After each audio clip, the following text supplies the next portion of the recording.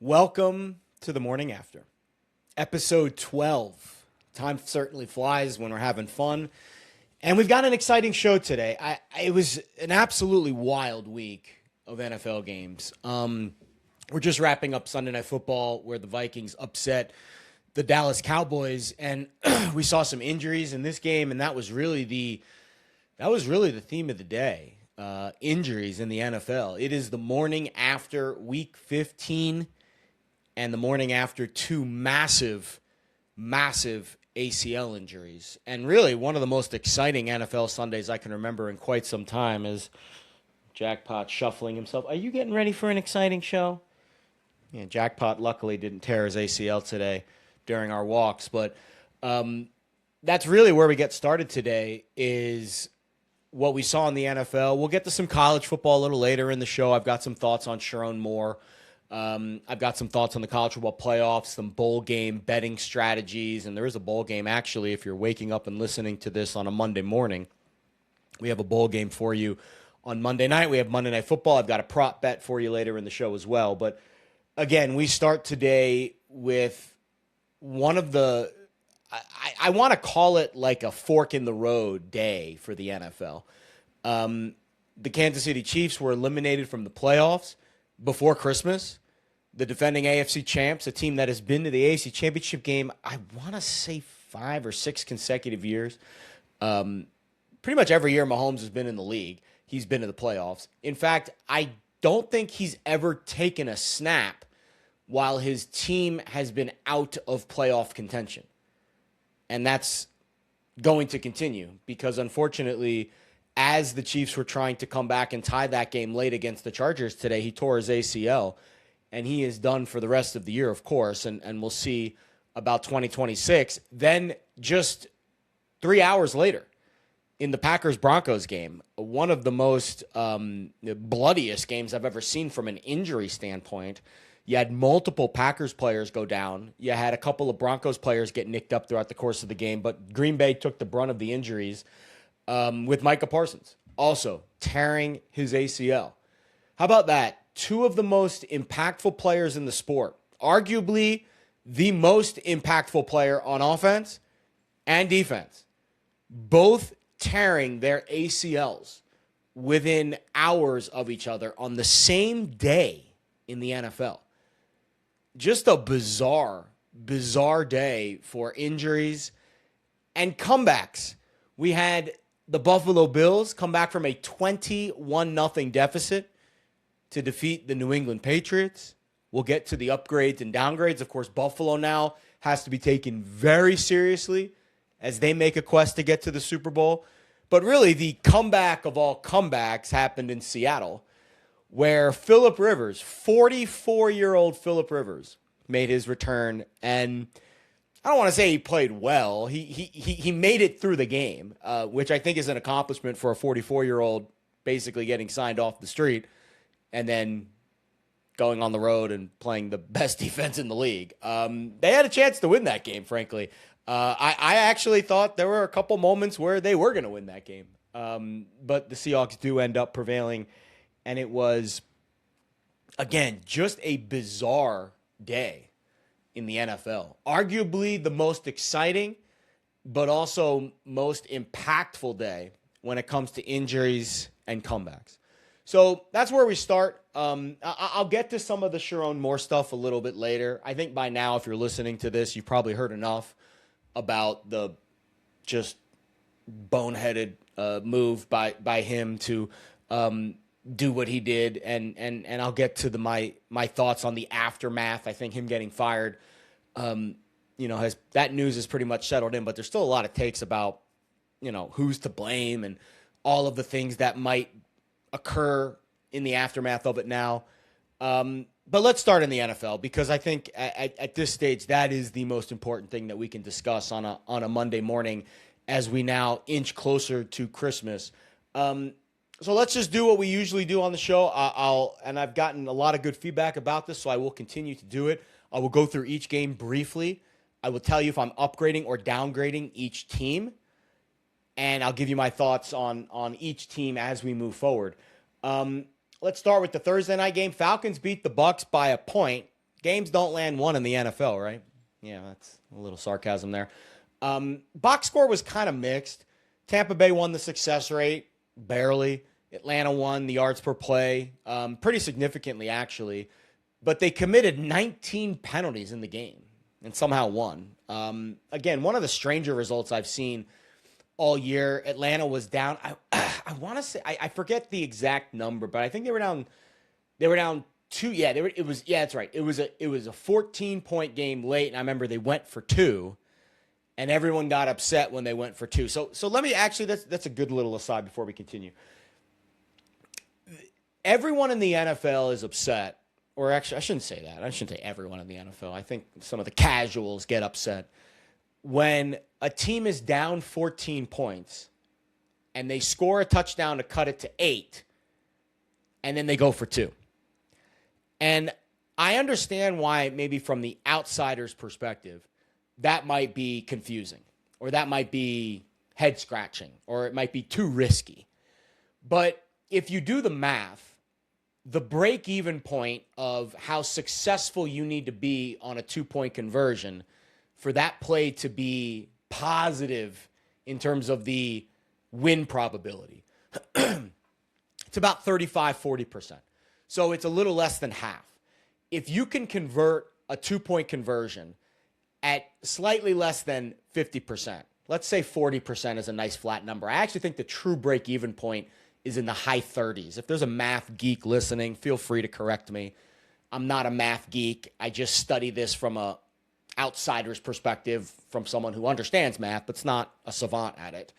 But the break-even point's around 35-40%, where if you can basically be a little bit less than a coin flip with your conversion rate, it is a positive move for you to go for two when you're down 14 and you score a touchdown. And the reason is, if you're going to get it about 1 out of 2 times, if you get it on the first try, the front end, well, then the next touchdown, you're kicking the extra point for the win. That's the math behind it. I understand some pushback situationally. For example, if you have a quarterback that isn't a dangerous runner, I think your 2-point conversion rate decreases the probability of you converting because the quarterback run is not a factor. That's the case with the Falcons. And the irony is they scored the touchdown to go down 8, went for 2, didn't get it. Then they got the ball back, scored another touchdown, didn't get the 2-point conversion. Then they're down by 2. And then they end up getting the ball back once more. Kirk Cousins, I want to say, converted a 3rd and 28. Had a 14-yard gain and then another 14-yard gain that picked up the first down. And then they kicked the field goal to win by a point. I understand why people are a little bit upset, or I guess in their feelings, about not wanting to go for 2 down 14. But make no mistake, it is the right move, regardless of who your quarterback is. As long as your 2-point conversion rate is over 35%, it is a very smart move for you, analytically speaking, regardless of the result. Remember, process over results. We talk about this in gambling all the time. Your process is good. You made a good bet. It lost. Are you going to change the process because of the result? I wouldn't. It's not easy to do. It bothers you that you lost a bet that you had a good process with, but that's the way gambling works. And let's be honest, decisions in the NFL, when to go for it on 4th downs, when to go for 2, that is a gamble. It is a risk. It is a risk-reward quotient. And in this particular scenario, Raheem Morris rolled the dice. Didn't come up on his number that he needed, but they ended up winning the game anyway. So you got to upgrade Atlanta. You got to downgrade Tampa. Now, I actually liked how Baker looked in this game. He took 5 sacks, but they had a good red zone trip. It went 3 for 3 in the red zone. Baker's arm looked a little fresher. Mike Evans came back, and that opened things up for the Bucs offense a little bit. I think Tampa's going to win the South. I really do. I know Carolina's hot to trot right now. We'll get to them in a little bit. I would not panic for the Bucs. I think they hit a lull. They lost the game they should have won. They played the Panthers 2 out of 3 weeks down the stretch. They also played the Dolphins. It's a relatively easy finish for Tampa. They get the long break now on the mini bye after Thursday. I think I'm buying Tampa off this loss. I really am. It would have been nice if Carolina won today, because that would have given us a much better buying opportunity on the Bucs going forward. I guess if you really bought them really after Thursday night heading into the weekend was probably the prime buying opportunity. But I still would buy the Bucs as we now turn the corner to the final 3 weeks of the regular season, and Tampa Bay and Carolina both tied at the top of the NFC South. All right, let's move on. Chicago dominated Cleveland. They won the box score, +3 turnover margin. Got to upgrade the Bears. That was not the Bears that we've seen from earlier in the year where they're winning by the skin of their teeth. This was a very impressive performance. They really harassed Shedeur Sanders. They won a bad weather game. Caleb Williams looked very calm and confident in the pocket. They played clean football. They were good in the red zone, and their defense played really well. I don't want to say Chicago is a Super Bowl team in the NFC, because I think they're significantly worse than the NFC West. I think the 3 teams in the West and the Eagles are your Super Bowl contenders right now in the NFC. And I would put Chicago as a team that's in the second tier. But still, nice win for them today. Got to upgrade them. Got to downgrade Cleveland. The Ravens shut out the Bengals 24-0. Pretty solid win in the box score. Baltimore gained almost 8 yards per play. It was a funky game early. Neither team could figure out their offense. I want to say it was scoreless until like 7 minutes left in the first half. Both teams were moving it. They just couldn't figure out a way to score. The Bengals are a disaster, though. You give up 8 yards per play, even though you only let Baltimore into the red zone once. You still give up 24 points. Joe Burrow looks like a quarterback that, or I'll rephrase, Joe Burrow looks like a human who has won at every single thing he's ever done in life. And he's never had to experience sustained losing before. That's the energy he's giving off. It is a very negative aura for a guy that is usually Mr. Riz. He just feels to me like he doesn't know how to handle the adversity right now because he's never faced it in his whole career. I mean, he dominated LSU, came into the league, went to the Super Bowl, I want to say in his second year. Might have been his rookie year. I think it was his second year. And then he got hurt. And then he came back. And then he got hurt again. And then he came back. And now the Bengals stink. And it feels like it's been now multiple years of getting knocked down over and over and over again. And he just doesn't look like he's handling it very well emotionally, spiritually. I mean, he had a big, long interview during the week talking about how it's not fun for him anymore. Yeah, losing sucks. Trust me, I'm a Jets fan, I know. And I definitely relate to it. I mean, as someone who has never, won the lottery or, always struggled in athletics, was never the best player on the field, was never the most athletic, was never the richest, was never the best looking, always had to overcome a lot of adversity throughout early stages of my life. Parents split up, dad passed away, divorce, death. You overcome it. You pick yourself off the turf and you grind through the adversity. And this is going to be a very interesting offseason for the Bengals and Joe Burrow to see how they handle what has been now your franchise player kind of wobbling a little bit with his aura. And that really was what made him so great early on in his career, going into Arrowhead, Burrowhead, and beating the Chiefs in the AFC Championship game. If you lose that aura, you lose that edge. It'll be very interesting to see how the Bengals bounce back next year. I don't know what kind of moves they're going to make in the offseason. Their ownership is typically pretty frugal. We've seen that with the Trey Hendrickson situation. We've seen that with the Shamar Stewart situation in the draft. And, the ownership and the GM, has been there forever. I don't know what it's going to look like for Cincinnati next year. But they've got some soul searching to do, especially their quarterback, Joe Burrow. So you got to downgrade Cincy, obviously, and you got to upgrade Baltimore. as they shut out the Bengals. Impressive defensive performance, too. I guess anytime you hold Burrow and Chase and Higgins to 4 yards per play, you got to tip your cap. All right, Chiefs-Chargers, tight game. Chiefs actually had, I think it was a 10-point lead. I think it was 13-3 at one point in the game. And the Chargers come back, and I think they shut the Chiefs out in the second half. Let me check that box score right now. That was a very, very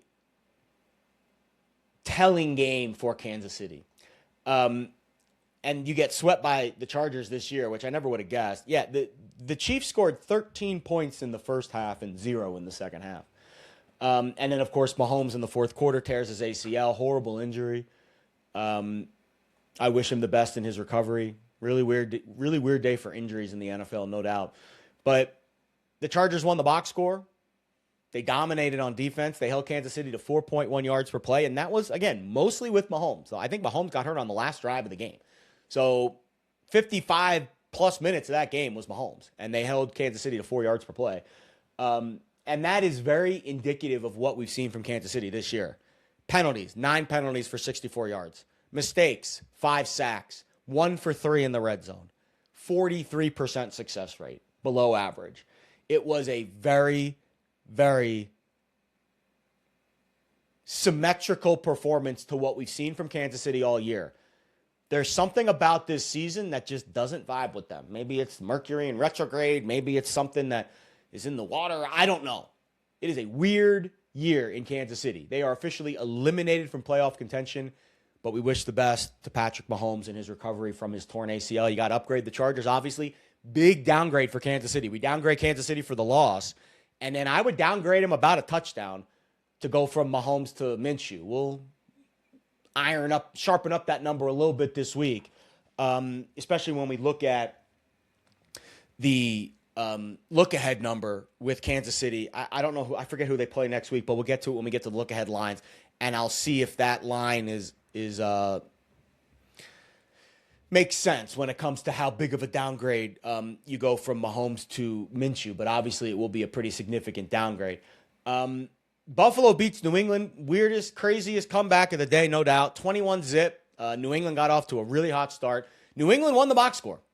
They won yards per play, plus 2.5 net yards per play, plus 6% net success rate. They lost the turnover margin. They committed a few more penalties. Buffalo was really good in the red zone. They scored 5 touchdowns out of 6 trips to the red zone. Pretty impressive. And they were 8 for 14 on third downs. Josh Allen was clutch. This was an MVP kind of game from Josh Allen. And I'll be honest, depending on what happens with that Rams-Seahawks game next Thursday, I would not count out Josh Allen to win the MVP. It's going to take a lot because he won it last year. And Matthew Stafford, I think, is a very deserving candidate this year. But the season is not over. And I think right now, if it's not Matthew Stafford, I think my next pick would be Josh Allen. Because you cannot tell me that anyone is more valuable to their team than Josh Allen. I mean, he was unbelievable in the second half today. The special teams was great. Buffalo had a big return, a couple of big returns in that game, but really the return to start the second half that really sparked the comeback was really impressive. For New England, we were on the Bills' money line. I gave it out on multiple shows and podcasts this week. It wasn't looking good. I tweeted out in the first half. I was like, Vegas knows. Well, Vegas knows. Then how the hell are the home underdog Patriots up 21-0 in the first half? Nobody knows shit. And that's a shout out, of course, to the late great Dave Sherrone who coined that phrase. But I guess Vegas does know because Buffalo came back in the second half, furious comeback, and the Bills get a win that I think not a lot of people thought they were going to get about midway through that first half. But the Bills are a better team than the Patriots. They are. I think Buffalo's defense is not as good as they need to be to maybe win a championship. But Josh Allen's better than Drake May right now.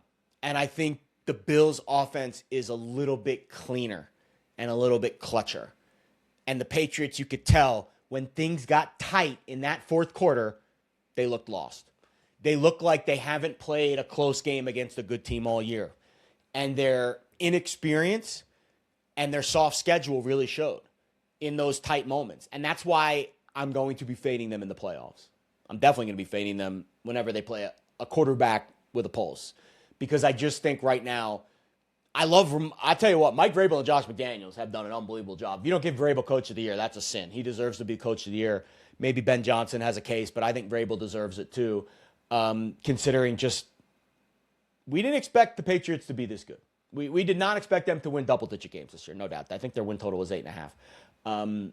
So you got to be really impressed with what the Patriots were able to do. But when you look at their schedule, historically soft, the quarterbacks they faced, pretty much cupcake city. And when things got tight in the fourth quarter against a good team, you saw who was the better group. And I think it'll be a very similar situation in the playoffs. I don't know who New England's going to face. We'll cross that bridge when we come to it. But I'll be looking to fade the Patriots, no doubt. And we are absolutely looking to bet the Bills as they continue to make their run. Maybe even win the AFC East somehow, some way. But I'm not going to upgrade Buffalo for this. First of all, I already have Buffalo as the top team in my AFC. I don't like the way their defense played. They got outgained. They lost the box score. And I'm not going to downgrade New England because I think New England is priced correctly, right? That game was a pick'em. And I think the result was a pick'em, right? New England won the first half. Buffalo won the second half. But if you ask me who is the clutcher team in the big moment, I will take the Bills. But I don't think that performance warranted an upgrade because their defense looked very porous. Travion Henderson was running left, right, and center. And I think New England still showed a lot of moxie. So I'm not going to downgrade the Patriots. I'm still valuing the Patriots as not one of the top teams in the AFC, but second tier. Buffalo is rated as my highest team in the AFC right now. And if I had to pick a Super Bowl contender from the AFC, and we'll do Super Bowl Island later in the show, nobody circles the wagons like the Buffalo Bills. All right, Washington beats the Giants outright as a slight dog on the road. Won the box score. Obviously, we upgrade Washington. Marcus Mariota played well. Jackson Dart, human pincushion. I believe he concussed himself once again. I would sit him for the rest of the year. I don't understand what you need to see anymore. He has, I think, suffered now 3 concussions in 6 weeks. And I didn't confirm the concussion. I saw concussion symptoms. He finished the game. But if it is a concussion, right, sometimes we find out about it the next day. They go home, they go to sleep, they wake up with a headache or symptoms. So we'll probably hear more about it in the coming days.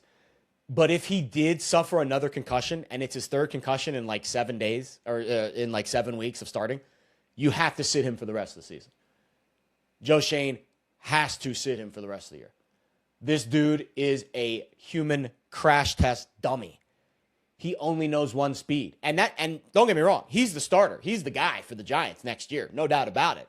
But he has nothing else to prove this year on a team that's 2-12.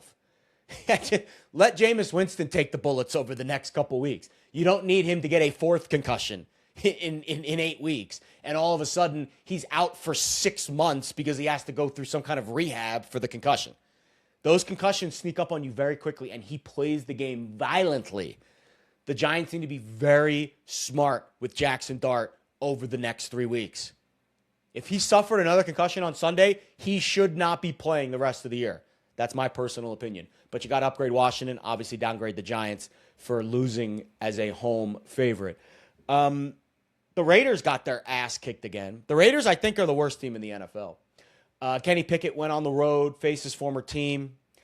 They gained 1.8 yards per play against the Eagles. I don't want to go nuts with upgrading Philly.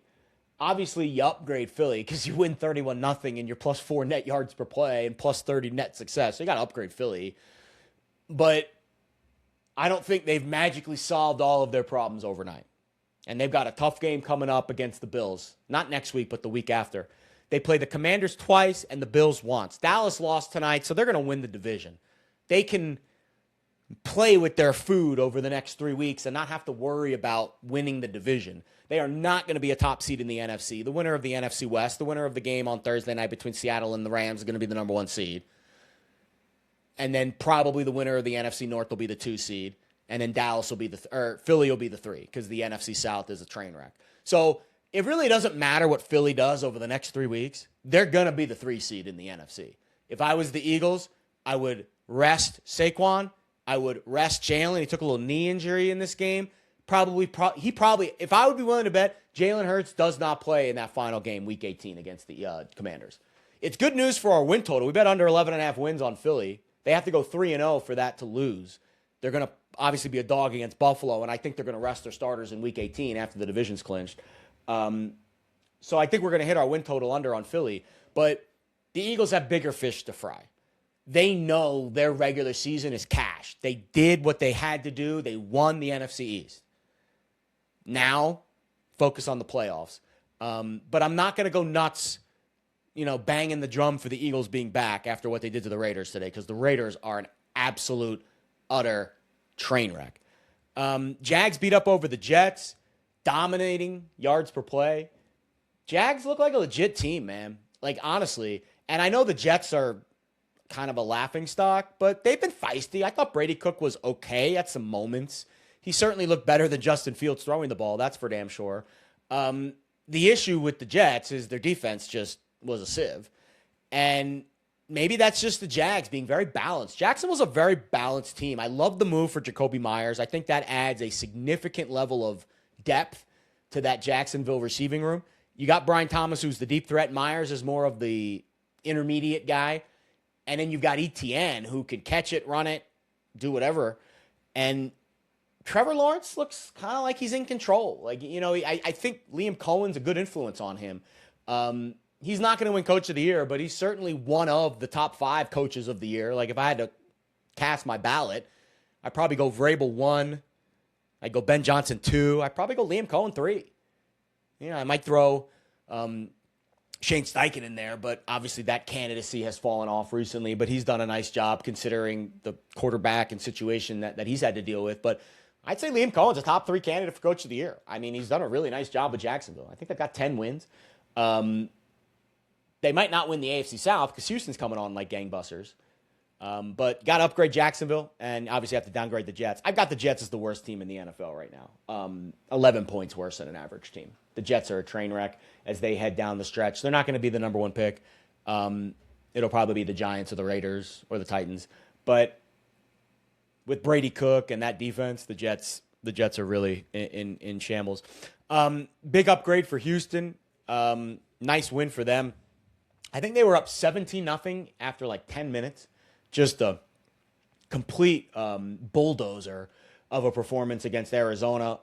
Big win in the box score, plus 1.5 net yards per play. CJ Stroud, we hit our Stroud, Nico Collins over longest completion, over longest reception on the first play from scrimmage. I think it was like a 50-yard bomb. CJ Stroud, the EPA numbers look like they did 2023 Rookie of the Year. I mean, he's back, and their defense is legit. I'll be honest. I think if they played on a neutral today, let's see what I'd make the line. If they played on a neutral today, I'd make the Texans about a field goal plus favorite over Jacksonville. I think Houston's better than Jacksonville. I really do.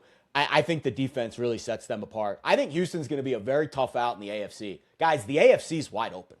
The AFC is wide open. Baltimore, probably out. Chiefs, already out. Buffalo, defense, very questionable. Denver, don't trust the quarterback.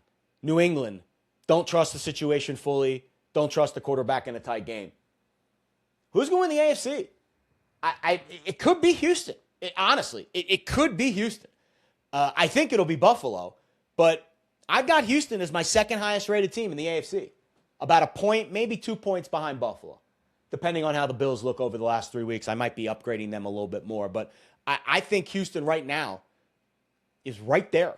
Let's leave it at this. Houston's defense, best defense in the AFC. I think Denver's right there too. But I think because Houston's quarterback situation and their run game. Actually, no, let me rephrase. Houston and Denver have the best defense in the AFC. I'll both give them the nod. I won't put one in front of the other. Denver's been fantastic this year, and their home field makes them very, very formidable, and they're probably going to get home field throughout the AFC playoffs. So I think Denver and Houston have the 2 best defenses in the AFC, but I trust CJ Stroud more than I do Bo Nix. That's where I'm at right now with the AFC contenders, but you got to upgrade Houston for a nice performance, nice win today. Easy cover over the Cardinals as a 10-point favorite. Speaking of the Broncos, they won and covered at home. Actually, not covered. It was like a pick 'em. But they won the box score. You got to upgrade Denver. Really tough result for Green Bay. Not only did they lose the game, they lost Micah Parsons. They lost Christian Watson. I think Zach Tom got banged up. I think another offensive lineman got banged up in the game. They lost multiple pieces throughout that game that will likely prevent them from winning the division. I hope they win one more game and get over 9.5 wins. If they don't, those losses to Carolina and Cleveland and the tie to Dallas is going to stick in my craw, because Green Bay over 9.5 wins was my biggest position of the year. But they do get to play the Bears again. I think they'll get over the hump and they'll win at least one more game. But tough result for the Packers today. I dropped them 2 points in my ratings because not only did they lose the game, but they also lost Micah Parsons, who is, again, the most impactful player on the defensive side of the ball, at least I believe, from the rush defensive line position. So really tough result for Green Bay. You got to drop them pretty considerably for the loss and also the injuries today, and also Watson and the offensive line, like maybe even dropping 3 points. Like, honestly, that was a very impactful loss today for Green Bay. Denver gets a boost. I'm still, like, I don't want to fully buy in on Denver. I'm not fully there. But they've won 12 games. They were a home dog, an 11-win home dog today. How about that? Now they're 12-2. So I struggled with the Bears for a lot of weeks, handicapping them. How good is Denver? Like, the market still clearly doesn't respect them being a home dog today. I'm not there. I'm not there. They're like one donut short of a dozen. But maybe there's still time for me to come around. We'll see how the stretch run goes. Rams beat the Lions by a touchdown. They dominated the box score. Matthew Stafford and Puka Nakua. Man, I'll be honest. If Nakua didn't get hurt and miss that game, he wins Offensive Player of the Year because he's probably leading the NFL in receiving yards right now. I believe he is leading the league in receptions. Yeah, he's tied with Trey McBride. But Jackson Smith-Njigba's got about 200 more yards because, again, Puka missed a game and a half, I think, because of injury. So I think that's what will prevent Puka from winning Offensive Player of the Year. But he might be the best offensive player in the sport, honestly, and from the skill position spot. I mean, he just does everything. The Devontae Adams injury is intriguing, though. He came up. He was already nursing, I think it was a lower body hamstring coming into the game. He aggravated it late in the second half, and that's big because they've got a quick turnaround this week, and they play the Seattle on the road Thursday night, really good defense. So I'm not sure how he will bounce back, but I still think the Rams go into Seattle next week and get a win. We'll talk about that game on the look ahead section, but you got to upgrade the Rams, got to downgrade Detroit. I didn't think Detroit played bad on offense. Jared Goff came in. I think they had a 10-point lead in the first half, but that Lions defense is tough right now. I mean, you give a lot of credit to obviously Stafford, but it's a Lions defense that I don't think is a championship caliber defense. I think it's the same problem with the Lions we had last year, where their offense is good enough to beat anybody and their defense is bad enough to lose to anybody. And that'll probably be what trips them up in the playoffs. New Orleans beats Carolina. How about the New Orleans Saints? The last 3 divisional games, they beat the Bucs, they beat Carolina, and then they beat Carolina again. I don't know what else to say, man. Kellen Moore, you got to clap it up for Kellen Moore. Tyler Shuck looks like the real deal as a second-round pick. How about that? But they win as a dog, home dog. They win the box score. Carolina, everyone was so hot on Carolina. Oh, here come the Panthers to win the division. Guys, Tampa's winning this division. I'm sorry. I think Carolina's a fun story, but I just don't think they're good enough between the ears to win those big moments. And they needed this game today, and they couldn't get it. Like they beat the Rams. Like, isn't that funny how that happened? They beat the Rams as a double-digit dog, and then they go on the road and they lose to New Orleans. That's how wild the NFL is from a week-to-week basis. Like, you just never know when these teams are going to actually show up. But it was obvious early on in that game that the Saints' defense came to play. I think that's been the biggest difference for me. When I watch New Orleans, I don't know how good Tyler Shuck is. I think he's shown flashes. He's actually a much better runner than I expected. But that New Orleans defense playing good ball, man. It really is. Brandon Staley Brandon Staley's done a good job with that defense this year. That's a guy you don't talk about a whole lot, right? After his fallout and his fall from grace from the Chargers head coaching job. But, man, he's done a really good job with the Saints defense. And obviously you credit Kellen Moore. I mean, I'll be honest. I really think this New Orleans team is going to be a feisty dog down the stretch. San Francisco, obviously we upgrade New Orleans, we downgrade Carolina. San Francisco beats Tennessee. Box score was mixed. I think they barely covered the spread. I think the game landed 13. I think that was the spread. I don't know if it closed, maybe on the right side of the hook. No upgrade, no downgrade. San Francisco had a couple of injuries in the game. Pearsall left, came back. San Francisco's a dangerous team, man. I think because of the NFC West being as good as it is, I don't think a lot of people are talking about San Francisco because the Rams and the Seahawks have been so good this year. But the Niners close with the Colts, the Bears, and then the Seahawks at home.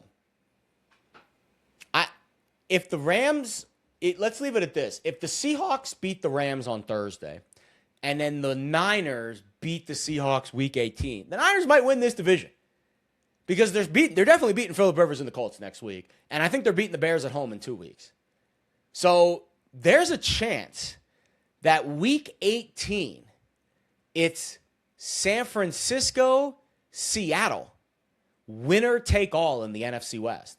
And it would be winner take all because the Niners beat the Seahawks in week 1.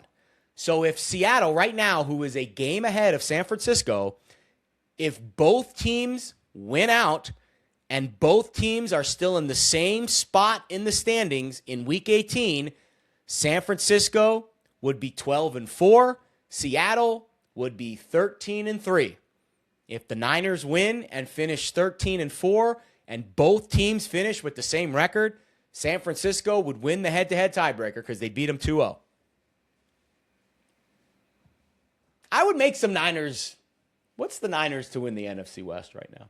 It actually is it's a very, very interesting situation. Because I'll be honest, that is something that I don't think a lot of people think is going to happen. Right now, San Francisco is 7-1 to win the NFC West. You only need 2 things to happen.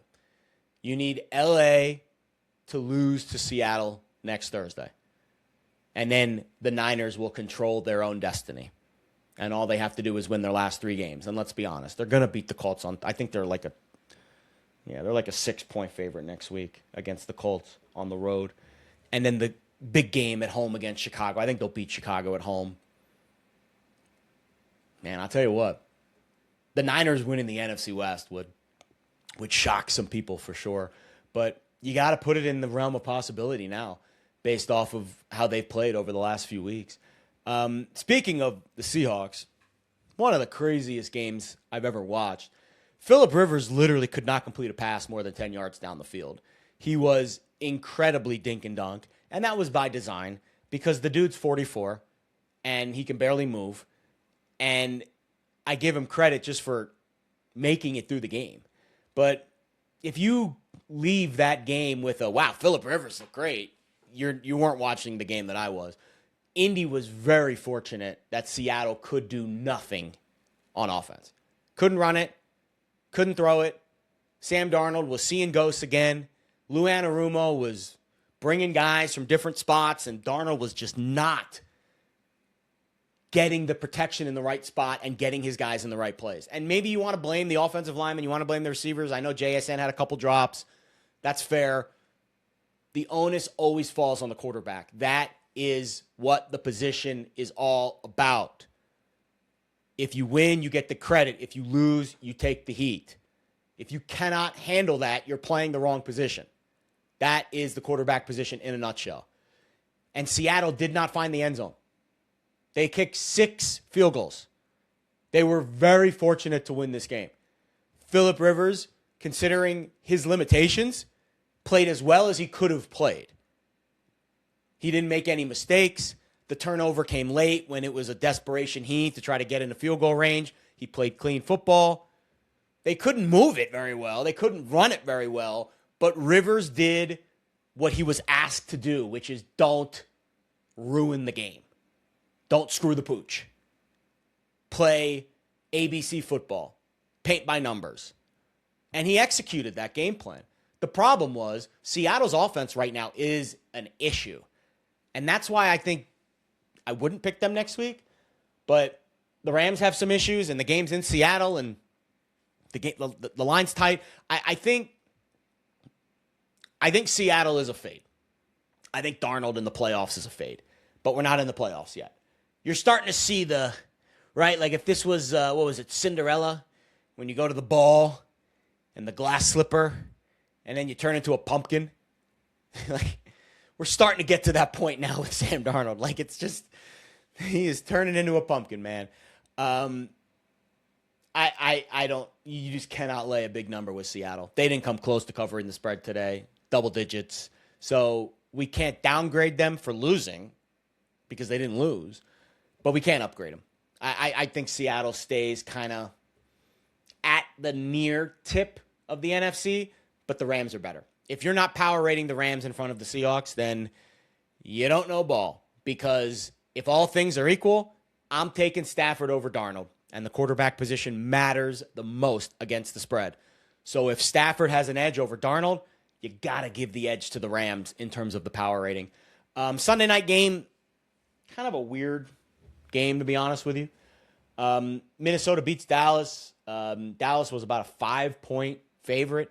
Minnesota won the box score. I thought J.J. McCarthy played pretty well, frankly. Didn't take a sack. He had one turnover, but I think that was a fumble. No, it was the tip ball. It was the interception on the first. It was one of the first plays of the game. Tip pass, interception. So not like a kind of a fluke play. But McCarthy played well, over 6 yards per play. Maybe Minnesota's got something with him, right? Like, I know we were really quick to judge, as you know, we're always quick to judge in the NFL, not for long. But now that he's had some time, I think McCarthy might be the guy. You know, I think that was what Minnesota wanted to find out, right? They're eliminated from the playoffs, so you might as well just throw it against the wall and see what sticks. And I think JJ's the guy. So the Cowboys aren't eliminated from the playoffs, but they might as well be. They're not winning the NFC East. And really bad loss for Dallas. You just can't lose as a home favorite in prime time against the quarterback that, you know, has significantly less experience and tenure as Dak Prescott. So another bad day for the Cowboys defense. I know the Trayvon Diggs drama is starting to spiral downwards. I wouldn't be shocked if Dallas kind of went in the tank down the stretch. They were never a team that was a contender, and I think tonight kind of showed it. So there's your Week 15 upgrades and downgrades. Obviously, Minnesota gets a big upgrade as a road underdog outright, and obviously we downgrade Dallas. So right now, my power ratings, I've got the Rams as my number one team by a pretty wide margin, by a full field goal, actually. Maybe I'll bring that rating down a little bit when we hear the Devontae Adams news this week. But I've got the Rams 10 points better than an average team right now. So I've got the Rams as significantly the best team in the NFL. Number one team in my power ratings. Matthew Stafford, a deserving favorite to win MVP. And they have got a huge game coming up Thursday night against the Seahawks. Buffalo, Seattle, Houston, Detroit, Philly, Baltimore, Denver, San Francisco, Green Bay, Chicago, Chargers, Patriots. That's kind of where I'm at right now. My Super Bowl island, Rams, Bills. I got to put the Seahawks in there, but I do not think Sam Darnold is capable of winning a Super Bowl. So just based off of respect for the defense and their season that they've had, I'll put the Seahawks on Super Bowl island, but they're on the first flight off, if you know what I mean. I think Houston's legit. I think Houston is a very dangerous team in the playoffs. They are a team that is a little bit undervalued because they haven't had a great full season of data. It's been very much bad start, good finish. And sometimes the market, when it crushes your rating, right? I think they started like 0-3. When it crushes your rating to start the year, it's a little slow to catch up. And that's why I think Houston might be my pearl of the playoffs when it comes to against the spread, because I just don't know if the market's fully caught up to how good this team really is and C.J. Stroud getting back to that Rookie of the Year form. I think Detroit, I need to be a little bit heavier on my downside to them because of their defense. Eagles, heavy to the downside because of the offense. I don't trust their offense right now in a big spot. The Ravens, I think, are a playoff team, but I don't know what their ceiling is. I don't know if their ceiling is the Super Bowl or if it's win a wild card game. But I'll be honest, if Baltimore gets into the playoffs, they're going to be a road favorite probably in that first round. Like if they're the 5 seed, let's see what the playoff matchups will be if they were today. That's actually a good thought exercise to kind of see where we're at here. If the playoffs started today, the Ravens would be out. But I think they're going to take over that Colts spot. But even so, I mean, Jacksonville, Chargers, Buffalo, Houston, they might not make the playoffs. But let's say they sneak into the 7 seed. And let's say they play the Patriots or the Jaguars in that first round. They're going to be a road favorite in that game. So I think that's where the Ravens are a very interesting handicap, where you might have to decide, are they good enough to be a road favorite in the playoffs, or are they just good enough to get into the playoffs? But I still have Baltimore on Super Bowl Island for now. Denver, you have to put them on there. They're the number 1 seed in the AFC. Green Bay, man, I don't know. I think the Micah Parsons injury kind of takes them off of Super Bowl Island. I think the Packers are off. They're done. Niners are on Super Bowl Island. They are. And that's where I'm drawing the line. So my Super Bowl contenders, I will give you Super Bowl Island heading to Week 16. Rams, Bills, Texans, Eagles, Lions, Niners, Ravens. And in the Seahawks, just based off of respect. But I don't think Seattle's ceiling is high enough to win the Super Bowl. I really don't. But it's really hard not to put an 11-win team on Super Bowl Island. Like, you got to be a big-time hater. So I'll give the Seahawks the benefit of the doubt. But I don't know, man. I think right now, if I had to pick a Super Bowl, it's Bills and Rams. I think Bills and Rams are my Super Bowl contenders right now. And I'll be honest, I posted this in my Discord this week. By the way, if you're not following me on social media at Jared Smith Betts, if you're not following the podcast, if you're not subscribed to the newsletter and subscribe to the YouTube channel, please do all those things. If you're listening to this and you learn anything, you laugh, you enjoy anything I say, you want to subscribe, you want to be signed up, you want to follow, because I'm a stream of consciousness. Like, I'll just tweet what I think, and that's what this podcast is. It's just me talking. I'm going to actually have some guests over the next few weeks as we kind of wind down football season and get into the offseason, because we're going to kind of switch things up with the routine, obviously, as football season ends.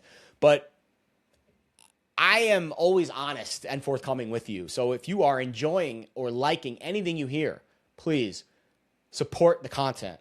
I do it all for free. You don't got to pay a dime. Sign up for the YouTube channel, newsletter, follow me on social media. It's all free. It's all for you. It's all to learn. It's all to have fun. I'm getting some warm and fuzzies for the Buffalo Bills. I really am. And before the season started, I was hot and heavy on the Chiefs. I was wrong. Hand up, not the Chiefs' year. I said that on last week's show, right? We said if this was Shark Tank, I'm out. And what happens the following week? They're really done. Like, people still thought they might still make the playoffs even after losing last week to the Texans. Now, officially done. I think this is the Bills' year. I really do. I think Josh Allen is starting to learn how to win despite the fact that his weapons and defense around him are not playing at a high level. That is the mark of a championship quarterback. Winning despite not the best support staff. And you could make the case that if the Bills defense does raise their level at all in the playoffs, they are the team to beat in the AFC. Because obviously Josh Allen's the best quarterback in the conference for sure. You could argue in the NFC there's a couple guys that maybe you throw up against them, but in the AFC, he is the guy. I mean, who would you rather have in the playoffs? Josh Allen or Trevor Lawrence? Josh Allen or Drake May? Josh Allen or Bo Nix? You can make the case for Herbert because he's kind of gutted his way through a really tough year injury-wise, but that offensive line's really bad. The Bills are one of the best offensive lines in the sport. And that's one of the reasons that I think Josh Allen is going to be the guy that gets to the Super Bowl. So I will make the grand proclamation. I am recording this podcast on December 14th. I think the Buffalo Bills are going to the Super Bowl. And I'll take it a step further. I think they're winning the Super Bowl. Last year in Orchard Park, that new stadium's coming in. They're going to have some really magical times over the next few weeks as they close things down in what has been a iconic venue in pro football over the last 5 decades. But you really have to see how good Josh Allen can be. And I think we're seeing his ceiling this year. I think he's playing better this year than he is last year. I really do. Because, again, last year they had better players around him. Defense was playing better. I think the fact that they are in the mix to win the AFC East despite all that. Give me the Buffalo Bills to win the Super Bowl. I'll give it to you right now. Buffalo going to Santa Clara to win the Super Bowl. Man, that would be... You almost feel for Bills fans after all these close calls and triumphs leading to heartbreaks. Like it's been one heck of a road, man. But Buffalo, that'd be awesome. I really would enjoy if they made it to the Super Bowl. All right, let's look at the Week 16 line, see if we can find any value here as we push forward in the NFL. Rams, Thursday night at Seattle. I make the game 1.5, line's 1. My number's right on. So Rams about 3 points better than the Seahawks in the power ratings. You give the Seahawks 1.5, maybe 2 points for being at home. Short week, maybe you give them that extra half, so the full 2 points. And I think this game's probably going to close a pick 'em, somewhere in that range, depending on the injuries for the Rams. But I don't know. I'm not ready to pick this game yet. I want to do a little more research on some things, but early lean for the Rams. And remember, last week we said, don't bet Stafford to win MVP, just bet the Rams to win this game. That opinion still holds. I mean, I think that was spot on. Because right now Stafford's like a $2 favorite to win MVP, and they're a 1-point favorite in this game. So if they lose this game, maybe Josh Allen's your MVP. We have 2 Saturday night games this week. First one, Eagles at the Commanders. I make this game 11, number 6. I would probably look to Philly here under a touchdown, but I'll be honest. They know they're going to win the division. I don't know how motivated they're going to be to win with margin. And Washington looked okay today. So maybe I'm a little too low on the Commanders with Marcus Mariota. That's fair to say because I've got him as an 8-point -8 in my ratings, which feels a little low. They look pretty decent today. Yeah, I probably would lay off that game. Green Bay and Chicago, I make this game basically a pick 'em. I make Chicago a 1-point favorite. And Green Bay's a 1-point favorite. So pretty much right on my number. Obviously, the Parsons injury is huge. So is the Christian Watson injury. Probably wouldn't touch this game until we get some more news on how Green Bay's health status is heading into a short week, 1 day less prep on the road against a division rival who played really well today, especially defensively. This feels like a very coin flippy kind of game. So probably nothing there. Buffalo at Cleveland. I make this 15.5. Whew. Numbers 10. Probably would bet Buffalo. Shador, to be fair, I think Shador might be better than a lot of other rookie quarterbacks in the league. He certainly is better than a 5th-round pick, that's for sure. He outplayed Cam Ward last week. But this is a must-win for Buffalo, right? They've got to win out because that's the only way they're going to win the AFC East. And the difference between the 2 seed and the 5 seed, that home playoff game, getting your fans that have been so loyal over the years, a home playoff game in the final year of your stadium is huge. Buffalo is going to be fired up for these last 3 games. And I think they're going 3-0, and I think they're going to win the division. So I would only look to the Buffalo side there. Jets at the Saints. I make this game 4.5. It's 4. I thought Shuck looked okay. I thought the Jets defense looked terrible. But I like New Orleans much more in the underdog role than the favorite role. And the fact that I make it 4, and it is 4, probably nothing for me there. Minnesota at the Giants. I make this 4.5. Minnesota, a -4.5. No reopen yet. Again, I'm taping this right after Sunday Night Football. But the look-ahead number was Minnesota -1.5. So we'll see what the reopen is. I'm assuming Minnesota reopens probably around a field goal favorite. But then you got the Jackson Dart concussion thing to worry about. So probably not a good idea to bet this game until we see a lot more information about the Giants quarterback situation, even though I don't see a huge downgrade or upgrade with Winston. In fact, Winston might be an upgrade at this point, short term. But still, when a quarterback is injured, I need information first before I'm willing to pull the trigger on a wager. And I do think we might see some concussion news for Jackson Dart at some point during the week. Tampa Bay at Carolina. I make it Carolina -1.5. It's Tampa Bay -2.5. So the market disagrees with me here. I don't think I trust my Tampa Bay rating, though. I have been very negative on Tampa Bay's rating because I was down on Baker. But he looked good on Thursday, and they get the mini bye. So I understand why the market is flipping the favorite here. But still, hasn't gotten to 3, and I'm not Carolina -3. I'm only at 1.5. So, and that's really, I've got them rated the same. I just have Carolina a 1.5 for home field. And you could argue if Carolina even deserves a 1.5 for home field, frankly.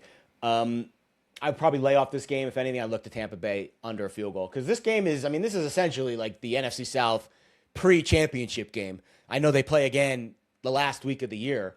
But if Tampa Bay wins this game, then obviously they're on the front foot. Both teams have the same record heading into Week 16. Kansas City at Tennessee. Obviously, the Minshew quarterback news is going to impact this line significantly. I downgraded Kansas City 8 full points for their injury. What do I make this game? I make this game 4.5. It's 3. So I still make Kansas City a favorite. Obviously, Tennessee is one of the worst teams in the league. There has been significant money on the Titans. Look-ahead line here was 10.5. The reopen was 4.5. So essentially what they're saying is the downgrade for Kansas City losing plus Mahomes to Minshew was 6 points. I don't know. I think Mahomes to Minshew just alone is 7. And then you downgrade Kansas City maybe another 0.5 point to a point for the loss. So that's why I downgraded Kansas City 8 points, right? I had Kansas City a +4 heading into the day. After today, a -4. And the market here is telling us it's only, well, actually, now to be fair, it's now down to 7 because it goes from 10.5 to 3. So it's probably right. I don't think I would touch this. I think it's, frankly, at Kansas City -3, I think I'd probably bet Kansas City because I make this 4.5. Even with an 8-point downgrade on Kansas City today, I still make the Chiefs a 4.5-point road favorite in Nashville. And I'll be honest, Minshew, short term, I could see the Chiefs winning this game. I really could. I might look to play the Chiefs at 3. I think I'm not betting it now because I want to see the aftermath. I want to hear what Minshew has to say. I want to hear all the pre-week, pre-game vibes. I want to see what the tone is in the press conference room with Kansas City this week. Are they a downtrodden, forgotten team? Sometimes when the pressure's off, they're eliminated from the playoffs and they just play. The Chiefs still have a top 10 defense and some pretty decent players on the outside. Like, I would not be, the Titans stink. Like, the Titans stink. You don't want to bet the Titans. Essentially what you're betting here, if you're betting Titans +3, you're almost betting the Titans to win the game. Because what are the odds they lose by 1 or 2 or win by 1 or 2? So, I would bet Kansas City. I think at 3, Kansas City's the play. But I'm not in a rush because I don't think there's going to be a lot of people running to the window to bet on the Chiefs this week. It's the rare week where the Chiefs are not going to be this huge public side.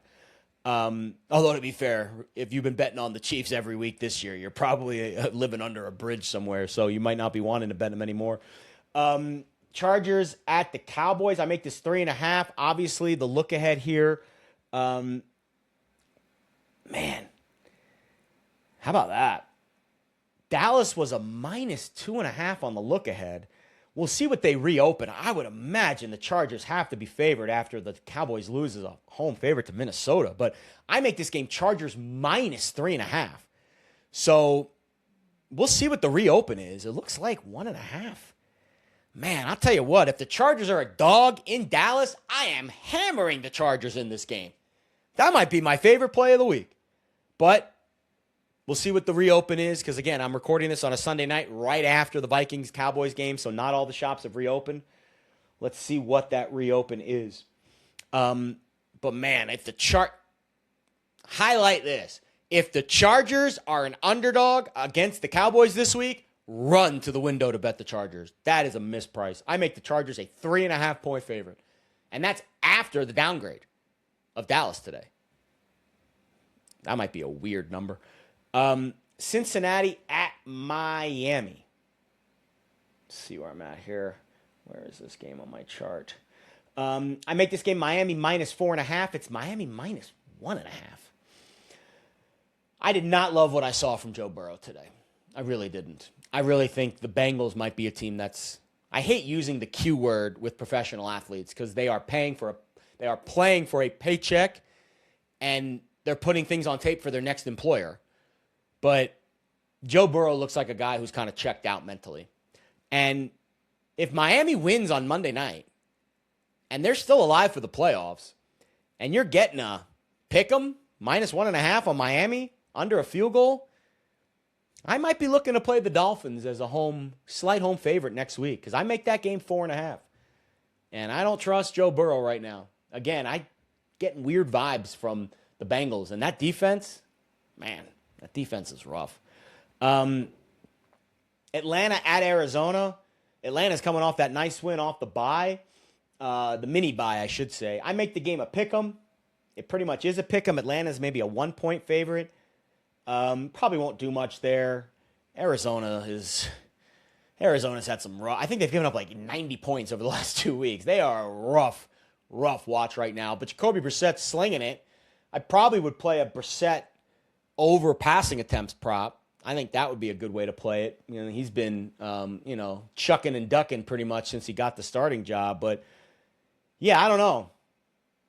Atlanta as a road favorite doesn't sit well with me. So I think it's tough to play the Falcons in that spot, even though, again, they are coming off the mini-bye, off a nice win at Tampa.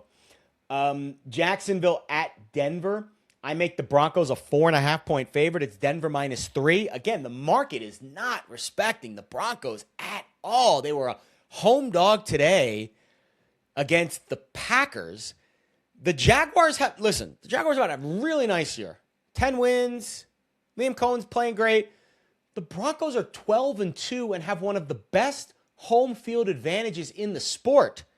And they're a 3-point home favorite. Essentially what they're telling you is these two teams are like a pick 'em on a neutral. Because Denver definitely gets at least 2, maybe 2.5 points for home because of the altitude and a very good home field. And it's also a cold or warm weather team traveling to cold weather in December, outdoors.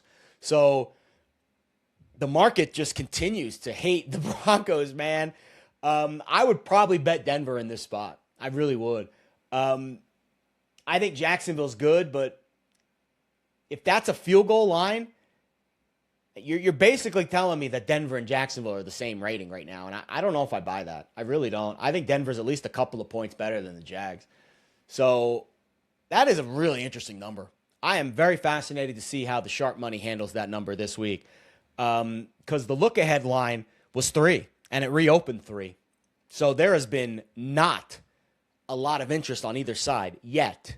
We'll see if we get off the key number at any point during the week. But if this thing gets to Sunday and we're still Denver minus 3, I'll probably be on the Broncos. Pittsburgh at Detroit. I make it 6.5. It is 6.5. Feel like how the Steelers play on Monday night is going to impact this number a little bit, but the Lions need that game like blood because the NFC race is getting tight. If the playoffs started today, the Lions would be out. The Packers would get the last playoff spot in the NFC. So the Lions essentially need to win out or finish 10-7 at worst, or they are probably going home because, right, the NFC West is getting 3 teams. You're getting the Rams, you're getting the Niners, you're getting the Seahawks. That means there's one wild card spot available in the NFC. And it's probably going to go to the Packers unless they really fall flat on their face down the stretch. That's a must-win for the Lions on Sunday against the Steelers. Raiders at Texans. I make this 17.5. Number's 14. I still would bet the Texans. The Raiders gained less than 2 yards against the Eagles today. Do you think they're gaining a lot of yards against the Texans on the road? I'll be honest, that might be my favorite play of the week. I don't know how the Raiders score. And I make it 17.5. So if I make a number 17.5 and I'm laying 14 and I think the Raiders are the worst team in the league, how can I not play the Texans? I have to. I got to play Texans minus 14. Got to play it. Game of the week, New England at Baltimore. Massive game in the playoffs. Baltimore desperately needs the game in the AFC. And if the Patriots lose, all of a sudden the Bills' door is open to win the AFC East. I make this game. Where's my number? Because they flexed it, so I had to move it off of this this spot here. I make it 2.5. It is 2.5. Great number. Good job, sportsbooks. I think Baltimore wins because, again, we're kind of down on New England, right? But if my rating is in line with the number, not really interested in betting it, at least not yet. We'll see if we move in any direction throughout the week. The Monday night game is San Francisco at Indy. I make the game Niners minus 7.5. It is 5.5. I feel like you got to bet the Niners there. I think the Rivers thing, because as much as I respect what Phillip Rivers did today, now you have to do it again. And a 44-year-old body does not bounce back like a 34-year-old would. So if Rivers could barely complete a pass more than 5 yards downfield, and now he has to do it again 7 days later against an equally good team, San Francisco, I feel like that's one of those games where Indy battled. Seattle had nothing offensively. I think the bottom falls out for Phillip Rivers next Sunday. And to be fair, I don't even know if he's going to start. Maybe they go back to Riley Leonard. Maybe Riley Leonard's healthy. Maybe they go to Riley Leonard. So let's wait and let's see what the quarterback situation is for San Francisco and Indy. But if it is Phillip Rivers again against the Niners, I think less than a touchdown. I think I will be on San Francisco in that spot. So the bets that I think have some value here in the early stages of the week, I think Houston minus 14 is a play. I want to say Buffalo, but yeah, I think Buffalo is a play too. I mean, God, I make the game 15.5 and it's 10. So let's write these down to make sure I don't lose track of them here. So Buffalo, I think I'm going to be on Tampa, even though I kind of make that number flat. I think I need to upgrade Tampa a little bit because they're on the mini bye and Baker looked good. So I think I'll be on Buffalo. I'll be on Tampa. I think I'll be on Kansas City minus 3. I think I'll be on Denver minus 3. And then obviously Houston is probably my favorite look-ahead number of the week. I feel like you got to bet Houston now. And then depending on the quarterback situation for the Colts, if it's Phillip Rivers again this week, I will likely be on the San Francisco 49ers next Monday night. But we can wait. You know why? Because next Sunday, we're going to be back here doing another podcast, and we'll have much more clarity on what that quarterback situation is. So don't worry about the Niners-Colts game now. We will readdress that situation next Sunday night when we record episode 13, lucky number 13 of the morning after. We are on episode 12 right now. All right, I want to quickly run through some of the awards in the NFL because, again, with only a handful of weeks left, 3 weeks left to be precise, one performance will swing these odds dramatically, right? Because the runway is very short. So there's only, let's say, 100% of the season left with 3 weeks. 1 week is 33% of the year. So one bad or good performance will swing these odds massively. So if we do feel like something is mispriced, you got to get ahead of it. Stafford's a minus 250 favorite right now to win the MVP. Drake May's 4-1. Josh Allen's 5-1. I'll be honest. If the if the Rams lose Thursday night to the Seahawks, I think Josh Allen should be the MVP favorite, especially if the Bills win, which they're going to beat Cleveland. But I think this is one of those weeks that will swing these odds pretty dramatically. So if you think Seattle is live, I don't, by the way. I think the Rams are going to win this game because I just don't trust Sam Darnold. If you think Seattle is going to win, the better bet to me is Josh Allen 5-1 to win MVP.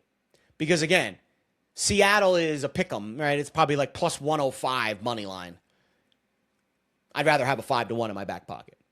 5x the payout. And I think it is a very correlated wager. You have to wait a little bit longer to cash it. I wouldn't fire my whole account on it, nor is it the best bet of the century. But again, if we're trying to make positive expected value wagers, I would rather have a 5-1 in my back pocket than a plus 105.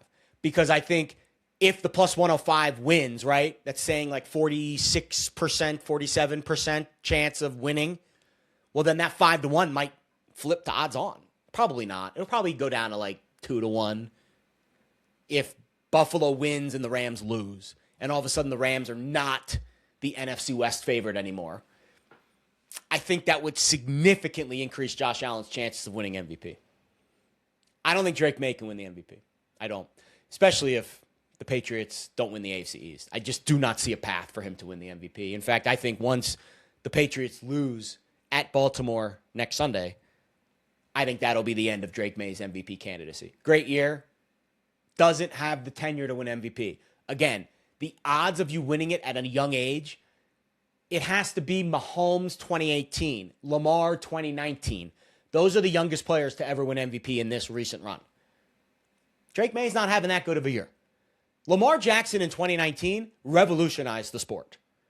It was like, it changed the way the sport was played. I love what Drake May's doing. He's not having that good of a year. We need to pump the brakes. I said this, I think it was on the first show we did. I said Drake May is going to be the MVP runner-up. He might not even be the runner-up. He's probably going to be number 3, frankly. I think it's Stafford, Allen, May. That's how I would rank the MVP ballot right now. So I love Drake May's potential to win the MVP next year, the year after that. But he's not going to win the MVP this year. Do not bet him to win the MVP. It is a waste of your money. Even if he wins the AFC East, it ain't going to happen this year. Offensive Player of the Year is intriguing. Jackson Smith and Jigga is a minus 550 favorite to win. I understand why he is that big of a favorite to win. I still think Puka's live. Why? Sam Darnold looks like dog poop right now. The Seahawks offense looks terrible. Let's look at Seattle's schedule down the stretch. Obviously, they play the Rams this week in a huge game. I don't think they're going to score a ton of points in that game. And I don't think Jackson Smith and Jigba is going to have a... In fact, I think you have seen the best of JSN this year. And it's not because of him. It's because of his quarterback.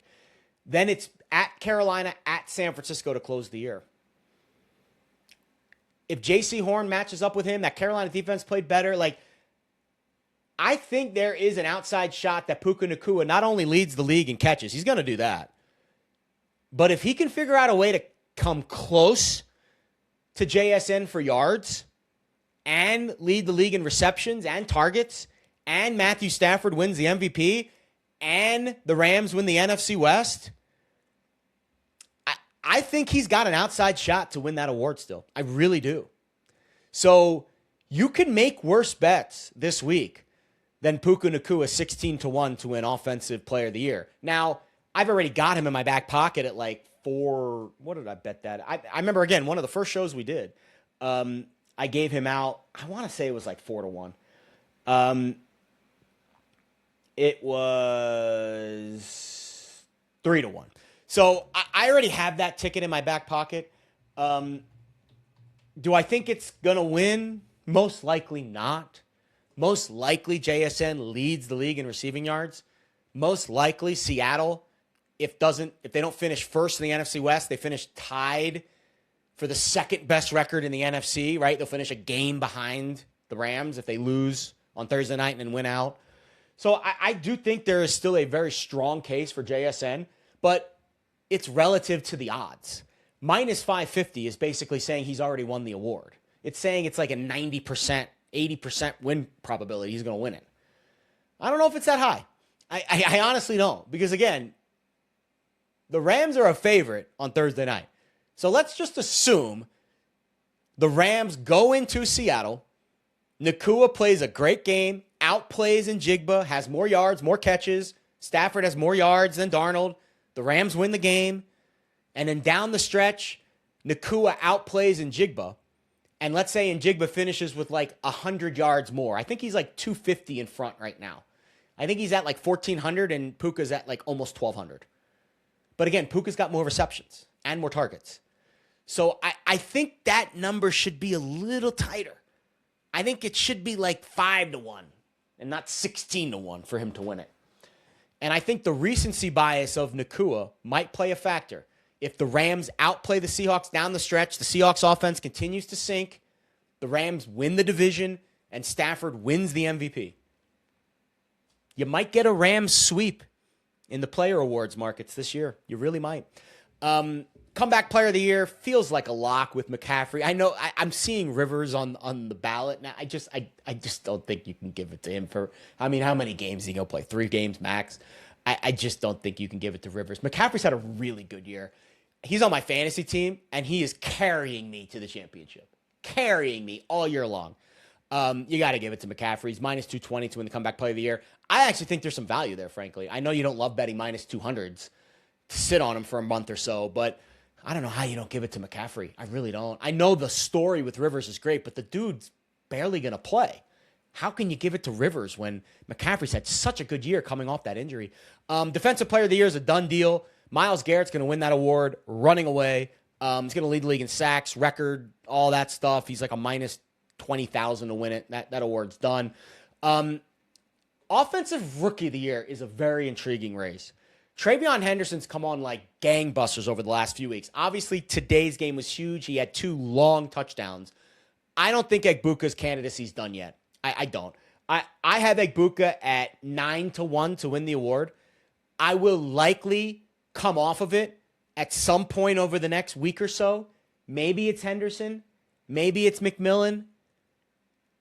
Probably lean to Henderson, but I think Egbuka could still win this award. I think if you take the full body of work this year and how hard it is as a rookie to play 17 games in the NFL after only playing 12 in college, I guess Egbuka played 16 because they were in the playoff last year, but I would honestly believe that Egbuka still, if not the favorite, should be amongst the favorites.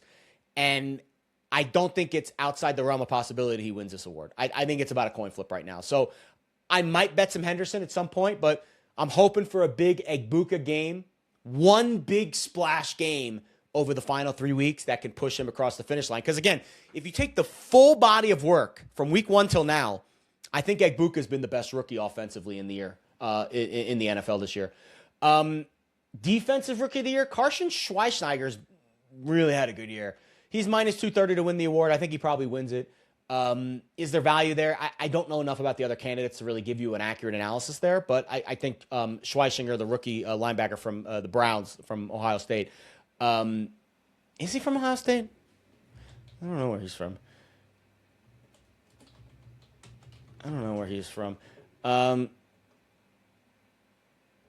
Is he from Ohio State? No, UCLA. Yeah, I don't know why I thought Ohio State. Sorry, I apologize to any UCLA fans out there. He's not from Ohio State at all. He's even from California. He actually looks like a California kid. He's got those golden locks. He's had a great year for Cleveland. I guess he's playing in Ohio for the Browns, so that's probably why I thought Ohio State. But he's not an Ohio State guy. He is from the Browns, and he's probably going to win offensive or defensive rookie of the year. He's had a really good year for Cleveland. I think he leads all rookies in tackles. Coach of the year is a much tighter race than I expected. Mike Vrabel plus 150. I'll be honest. I think he's the coach of the year. I really do. And I'm surprised he's still plus money to win this award. In fact, I would probably, coming off the loss, maybe wait a week. Wait a week because I don't know if they're going to beat the Ravens on Sunday night. But even if they do beat the Ravens on Sunday night, I don't think the odds are going to move absurdly in one direction because it's still McDonald and Cohen and Ben Johnson that are kind of hovering right now. But how is Mike Vrabel not the coach of the year? I mean, they're going to exceed their win total by like 4 or 5 games. And I guess McDonald's going to do the same, but I don't know. Drake May, nobody expected the Patriots to be this good this year, this quick. So I think to me, he's the coach of the year in my eyes. That's the guy that I would bet right now. I'm actually a little bit surprised he's still at plus money. So I think if you're going to make a bet this week, I think it probably would be take a little bit of a peanut on Nakua, 16-1 to win Offensive Player of the Year. Maybe you want to do a parlay with Christian McCaffrey at minus 220 to win Comeback Player of the Year and Carson Schweisinger to win Defensive Rookie of the Year, because I think both of those are absolutely, I don't want to say locks, but right now if you parlayed those two at FanDuel, you get plus 108. Not a bad parlay.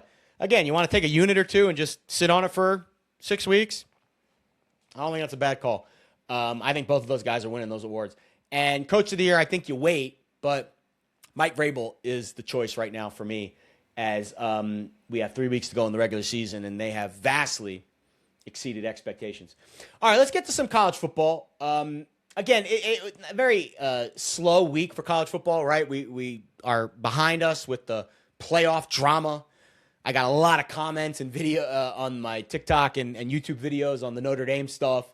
People were really upset that I called them soft for skipping out on the bowl game, but they have continued to show me Notre Dame is putting on a clinic for what not to do when something bad happens in your life. They canceled a book signing this week with a guy who wrote a book about the Notre Dame program, who just happened to also be on the college football playoff committee. I think they did reschedule the book signing because they got a ton of public backlash. But again, it is petty to the max degree. Like, everything they are doing is just showing you how they are unable to handle losing. They caught a bad break with the playoff. We had to take JMU and Tulane. We couldn't take Notre Dame and BYU. I got a lot of pushback for that as well. People were not happy that I am not Mr. Inclusivity with the college football playoff. Tough shit, because JMU is about to get blasted by Oregon next Saturday, and we could have had BYU at Oregon in a classic game, probably, in a very tight number game too. We could have had Notre Dame face Ole Miss in what would have been an awesome game in the first round if Notre Dame stayed with that 11 seed against the 6-seeded Ole Miss Rebels. But no, we have to see Tulane, who lost by 30 to Ole Miss earlier this year, go back down to Oxford and probably take another ass whooping. Enjoy that game on Saturday. I'll be watching it and betting on it, but I can't handle this, the public outcry for the little guy. I think there's a time and a place for the little guy to have their say. I love it in March Madness. I think it works perfectly for that style, but football is a big boy sport. And if March Madness only took the top 12 teams in college basketball, there would be no Cinderella. There wouldn't. So I just think we need to reevaluate how we grade these teams and how we include them or not include them in the playoff. But back to my original point, the Notre Dame fan base, we're going to call them Notre Blame because they're just blaming everyone else. It's your fault. It's your fault. It's your fault. Meanwhile, Clark Lee and Vanderbilt took it on the chin. Came out and said, no, I put it on us. Like, we could have played better in our spots. We could have done this. We could have done this. And that, to me, is the right mindset. That's the right message that you're sending to your team. So, Notre Blame, the fan base, the administration, still very upset. But kind of a quiet week for college football besides the Notre Dame stuff and besides the Michigan stuff, which we'll get to in a minute. But I wanted to update you on a couple things I'm looking at for college football. Earlier in the week, I dropped a film study about Alabama's offense against Oklahoma's defense and how I expect that game to play out. If you haven't watched that film study yet, go to the Morning After YouTube page, check it out. It's gotten some traction. It's gotten some positive comments. It is a semi-deep dive into the first game played between those two teams and what needs to happen this time around in order for Alabama's offense to figure out that very good, very talented Oklahoma defense. My lean for the game is Oklahoma at home. They're a slight home dog right now. I think I saw FanDuel hanging plus 1.5. I would probably bet Oklahoma plus 1.5. But I don't want to spoil the film study, but there is a path for Alabama. I do see a path for Alabama to win this game. Next week, I will dive into Oklahoma's offense against Alabama's defense, and I will also try to do one other film study and one other deep dive for the college football playoff. I'll do a bonus film study, bonus morning after, bonus podcast at some point during next week. I'm also working on a couple interviews with some college football peeps to get another perspective for the playoff, because obviously next weekend, Friday and Saturday, are the big days. My plan is to drop another podcast Friday morning, which will get you set for the entire weekend. That's the goal going forward. Now that we're kind of winding down with the volume of games and it's focusing in on specific matchups, we'll get to the NFL playoffs coming up soon too. My plan is to do another episode of the podcast that will drop every Friday, right? Football Friday, right? Maybe it's picks, maybe it's deep dives, maybe it's breakdowns, maybe it's an interview. I don't know exactly what each episode will look like yet. But now that we're getting down to the nitty gritty, and I've got a little bit more time on my hands because I'm not handicapping 50 college football games during the week and 15, 16 NFL games every week. I know for a couple more weeks I will, but again, the volume of the games is about to drop significantly, which means my time, my energy increases. So I'm going to try to get you guys a little bit more content as we get to the high leverage games. I lean Miami. My initial read on the Hurricanes at the Aggies, Miami catching 3.5. I think Miami might be the better team. I do. That's another deep dive I'm going to try to get you at some point this week. I watched Miami at Pitt. Unbelievable performance by Malachi Toney. Malachi Toney is my favorite player in college football right now. And I think Miami might have a little bit more beef in the game against A&M. I don't trust Mario Cristobal as far as I can throw him, but we don't need him to win. We're catching 3.5. All we need him to do is not lose by more than a field goal. So I think my early college football playoff picks, Oklahoma plus 1.5, Miami plus 3.5. I have not bet either yet. I am waiting. I'm not in a rush. I don't think those numbers are going to move considerably in one direction or the other. They would have already moved. They've been out now for a whole week. The big spread games, JMU laying or catching 21 against Oregon. Oregon probably wins. They probably cover. But there's probably better bets to make in that game. I feel the same way about Tulane at Ole Miss. I think Ole Miss goes belt to ass. I think Ole Miss is going to exercise the Lane Kiffin demons against a very overrated Tulane team. Go back and watch the film from Tulane's first matchup against Ole Miss. Trinidad Chambliss was unstoppable in that game. I think really the bet to make in that game is Chambliss over every prop imaginable. I think he is going to have a huge game against Tulane. Tulane's dealing with the fact that their coach is going to Florida. He's going to coach in the game, but obviously his attention is split. The team's attention is probably split. Who's going to Florida to transfer with Summerall? Who's staying? I don't like betting on teams that are going through those types of coaching changes. A team like Ole Miss can handle it because they're more talented. You saw that play out in the bowl game on Saturday night between Washington and Boise State. Both teams were going through some changes, quick turnaround. Washington was the better team, talent-wise, belt to ass.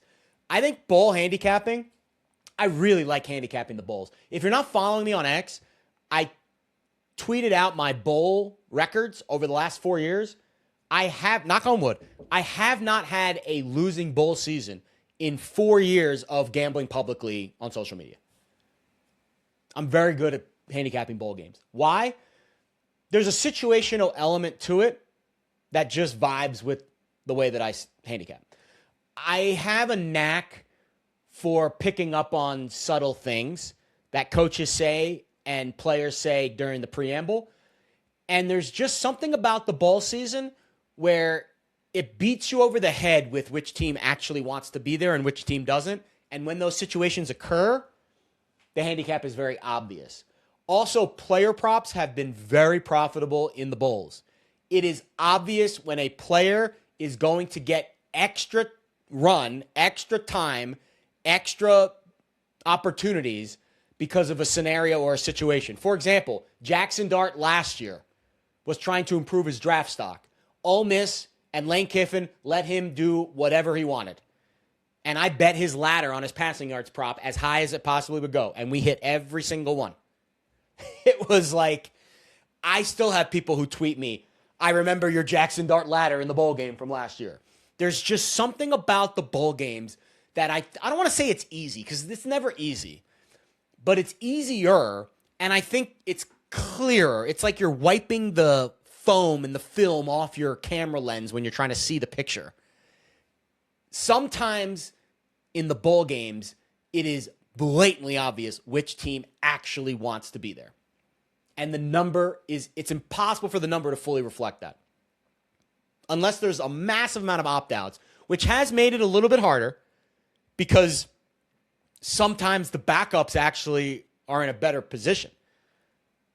You have to be very keen on the details when you're handicapping bowl games, because the numbers will move dramatically in one direction based off opt-outs, and sometimes the motivation matters even more than the opt-outs. So I have been very fortunate that I've seen the full picture very well, and we'll see how we do this year. Hopefully I didn't just jinx myself, but if we do finish up this bowl season, it will be 5 consecutive years. I'm up almost 50 units in 4 bowl seasons. Every pick I tweet out, I've got a thread. It's pinned to the top of my account. Go check it out at Jared Smith Bets. But I love handicapping bowl games, and I think to me it's my favorite time of the year. In fact, I keep telling my friends, if I only bet the bowls and the NFL draft, I'd be rich already. But the regular season's just, listen, we do this for a living, we got to bet. But I just, it vibes well with my style. So if you're not following me, if you don't have notifications on for my tweets, do it. You're about to get a lot of bowl picks over the next couple weeks. Speaking of, Troy plays Jacksonville State in the Veterans Bowl. What is this called? The Salute to Veterans Bowl. The game's getting played in Montgomery, Alabama. It's a Monday night game. I like Jacksonville State. They're a slight underdog in the game. Troy is dealing with some injuries. Goose Crowder, their quarterback, all-star name, but unfortunately he's banged up.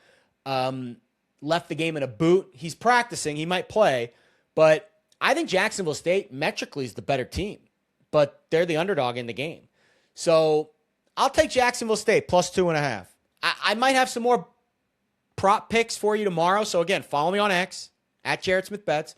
But for the purposes of this podcast, my bowl play for Monday night in the Salute to Veterans Bowl, Jacksonville State plus 2.5. We'll take the Cox as a dog. All right, let's move on.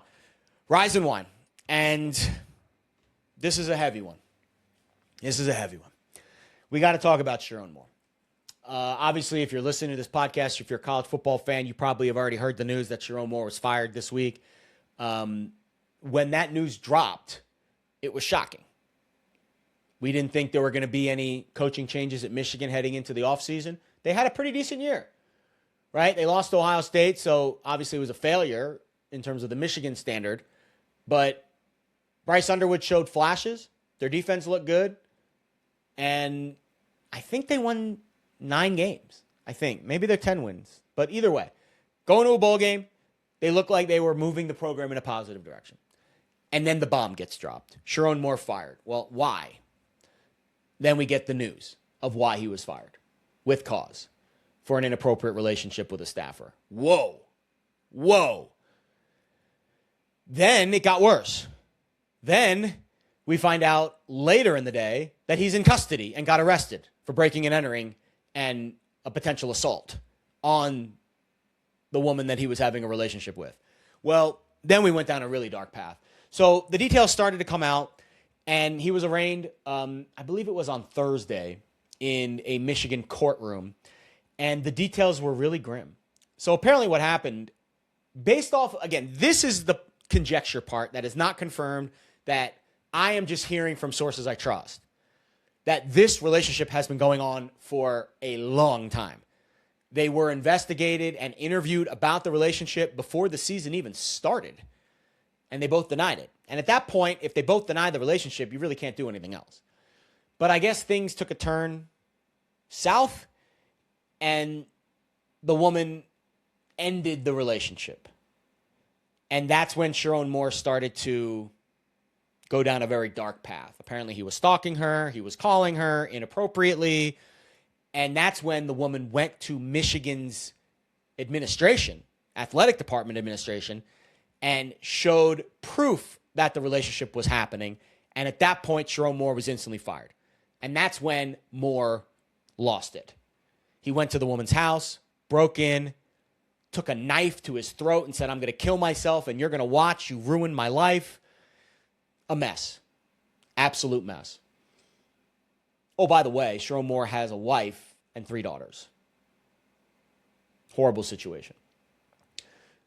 Then the takes on social media started to get fast and furious. And I think that's where I want to take this conversation. Because I don't know what was going on in Sherrone Moore's head. Apparently he's had a checkered past with women, cheating on his wife. There's been OnlyFans models that have come forward and said he was DMing them in the middle of the Ohio State game and he offered to fly them out to here and there. He's a cheater. He's a cheater. Some men are cheaters. He obviously is one of those. Once he found out that he was fired and that the woman outed them, he lost it. And he made some very questionable decisions that he will need to take accountability for. I mean, he's in jail, or at least I think he's released on bond now, but he's going to be taken to court for this, and he might go to jail for it. Probably not.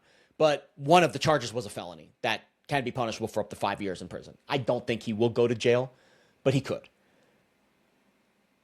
The problem that I have is not with what he did. Obviously, he's going to take accountability for it. He's a horrible person, blah, blah, blah, blah. He's a cheater, all these things. Great. Okay. That's going to be let out in the court of public opinion and also the actual court. But the takes on social media about this have been wild. The only person, in my opinion, that should be taking the brunt of the responsibility for this is Sherrone Moore. I am seeing a lot of takes that are blaming the woman for this. She's a whore. She's a homewrecker. She's this, she's that. She ruined his life. No. She did not ruin his life. That is a weak mindset. He ruined his own life. He is married with 3 kids. He is the head football coach at one of the most prestigious universities in the country. The power dynamic is squarely in his corner. If he wanted to put an end to that relationship and go back on the straight path where he's not cheating on his wife, he could have done it at any time. He allowed that woman to get so close to him that all she had to do was walk into a Michigan administrator's office and hand them the evidence. But the evidence wouldn't have existed if Sherrone Moore didn't allow it. Like, do we honestly think that the woman was the one that initiated the relationship? That's crazy. We know who initiated this relationship. It was all on Sherrone Moore. If I was assigning blame to this scenario, I would assign 95% of the blame to Sherrone Moore and 5% to the woman for going along with it and taking advantage of it and probably enjoying it more than she should have, knowing that Sherrone Moore was married with 3 kids. But at any point in time, Sherrone Moore could have put an end to this. He allowed this to happen. We are living in a society where men are weak. The weak-minded approach is, she ruined my life. No. That is weak. You ruined your own life. Take some frickin' accountability for the actions that you go forth with. Every day you have a decision. You wake up, you cheat on your wife. You wake up, you DM an OnlyFans model as a married man with 3 daughters. You wake up, you cheat on your wife with a staffer on your coaching staff as an assistant. Take some accountability for the actions of your own life.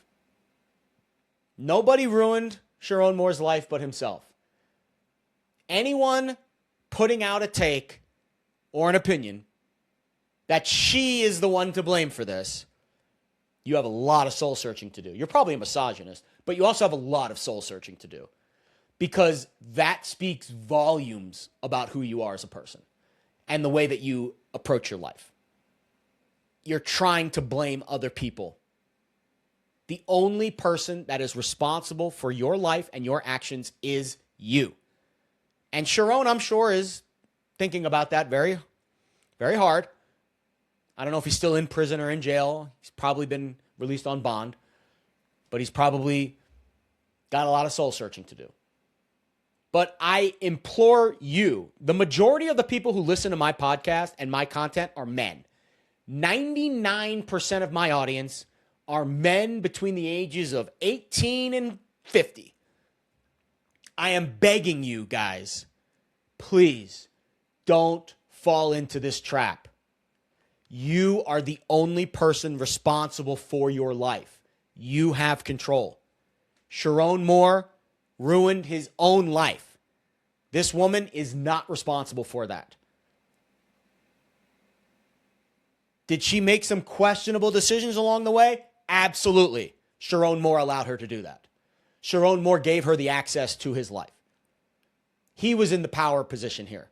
He could have easily pushed her away, stayed on the straight path. He didn't. He has to take accountability for his actions. She did not ruin his life. He ruined his own life. Period. End of story. That's how I feel. I believe that is the masculine approach to the situation. Unfortunately, we have a lot of demasculinization happening in our society. I'm seeing it in the dating world. The lack of polarity. We have put women on the pedestal. They have all the power. Men are very weak right now.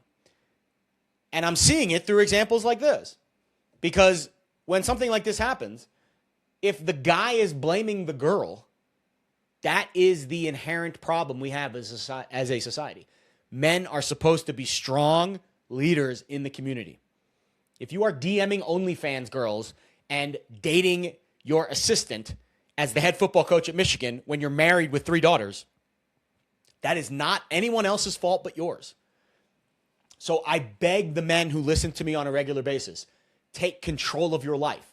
You are the only one that has the power. Nobody else can ruin your life but you. That is the attitude to take forward as we move into 2026 and hopefully a little bit more positive energy in a world that is just ripe, full of anger, hate, and negativity. All right, let's try to end on a positive note here with Morning Glory. And I'll give you an actionable element for Monday Night Football. Should be a really fun game, actually, between the Dolphins and the Steelers. As I'm recording this on Sunday night, Pittsburgh's still a 3-point home favorite, total 42.5. Should be some weather. It's Pittsburgh in December. It'll be cold. It'll be windy.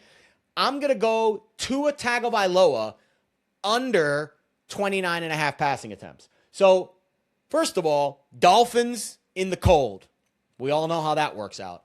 Tua actually played well at MetLife Stadium last week in a cold weather game.